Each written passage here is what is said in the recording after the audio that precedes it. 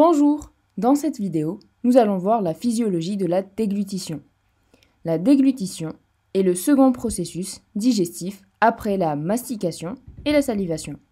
Il a pour but de déplacer la nourriture de la bouche ou de la cavité orale vers l'estomac où se fera sa digestion.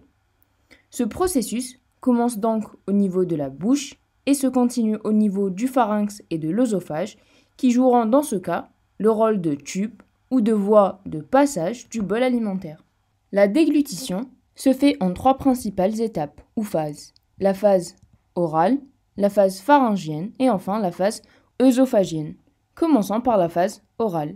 Comme nous l'avons vu dans la vidéo précédente, la mastication et la salivation, c'est-à-dire les deux premiers processus digestifs dans la bouche, permettent de former un bol alimentaire, c'est-à-dire une masse compacte d'aliments qui pourra être digéré et sera accessible aux enzymes de digestion, mais qui pourra aussi passer facilement dans les différents segments du tube digestif.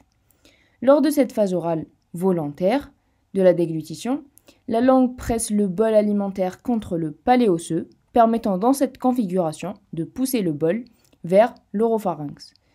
À ce moment, commence la phase pharyngienne. À partir de l'isthme du Gosier, c'est-à-dire juste en arrière de la cavité orale, le bol alimentaire stimule des récepteurs retrouvés dans cette région, surtout au niveau des tensilles, induisant un réflexe de déglutition.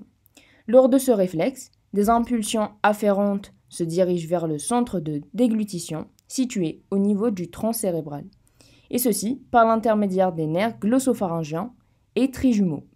Ceci initie un ensemble de contractions pharyngiennes automatiques, de différents réflexes et d'inhibition. D'abord, le centre de déglutition inhibe temporairement le centre respiratoire. Le palais mou et l'uvule palatine sont tirés grâce à des muscles vers le haut pour permettre de fermer le nasopharynx et empêcher le reflux de la nourriture dans la cavité nasale. Les arcs palatopharyngiens se resserrent pour former une fente où la nourriture passe sélectivement selon le degré de mastication. Les cordes vocales se resserrent et le larynx s'élève, induisant la bascule de l'épiglotte sur l'ouverture du larynx. La trachée est donc bloquée temporairement. Le mouvement d'élévation du larynx permet d'élargir l'ouverture de l'œsophage et au même moment, le sphincter supérieur de l'œsophage se relâche. À ce moment, les muscles constricteurs du pharynx se contractent d'abord dans la partie supérieure, puis moyenne et inférieure, permettant de propulser et de pousser les aliments vers l'œsophage. Ceci est permis par la voie déférence représentée essentiellement par le 5e, 9e, 10e et 12e nerf crânien. Pour résumer à cet instant, la trachée est fermée, le sphincter de l'œsophage est ouvert et une vague de péristaltisme est initiée au niveau du pharynx. La dernière phase de la déglutition est représentée par la phase œsophagienne. Cette phase, comme pour la phase pharyngienne, est involontaire et elle commence dès que le sphincter supérieur de l'œsophage est ouvert.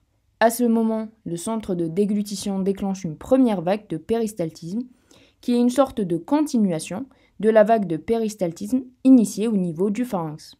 Cette vague nécessite environ 5 à 9 ou 10 secondes pour atteindre la partie inférieure de l'œsophage.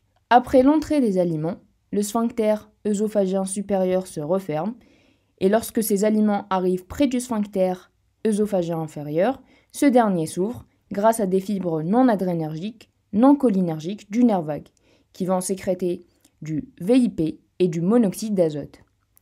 Si un gros bol alimentaire n'arrive pas à atteindre la partie inférieure, l'œsophage est distendu par stimulation des récepteurs d'étirement situés dans sa paroi. En réponse, le système nerveux intrinsèque myentérique envoie un signal induisant des ondes péristaltiques secondaires qui permettent la propulsion des aliments. Certaines sources considèrent que ces ondes secondaires sont dues aussi partiellement à des réflexes qui vont par l'intermédiaire des fibres vagues vers la médulla, puis reviennent par l'intermédiaire des nerfs vagues et glossopharyngiens. Récapitulons, la déglutition est le mécanisme par l'intermédiaire duquel le bol alimentaire, c'est-à-dire la nourriture, est avalé et transporté de la bouche vers l'estomac en passant par le pharynx, puis l'œsophage. Ce mécanisme commence au niveau de la bouche par une phase volontaire orale représentée essentiellement par des mouvements spécifiques de la langue. Une fois dans l'oropharynx, le bol alimentaire va commencer la phase pharyngène involontaire de la déglutition. Dans cette phase, plusieurs réflexes s'initient.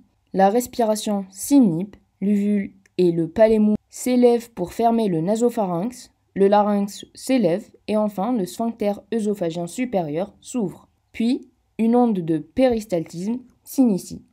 La dernière phase œsophagienne, involontaire de la déglutition, s'amorce à ce moment. Une onde de péristaltisme se poursuit à partir de l'onde pharyngienne et le bol passe vers l'estomac. Si cependant ce bol n'arrive pas à passer, des ondes péristaltiques secondaires sont initiées principalement grâce au système nerveux myentérique. Voilà, c'est tout pour aujourd'hui. J'espère que la vidéo vous a plu. Si vous avez des questions, n'hésitez pas à les mettre dans les commentaires et à la semaine prochaine.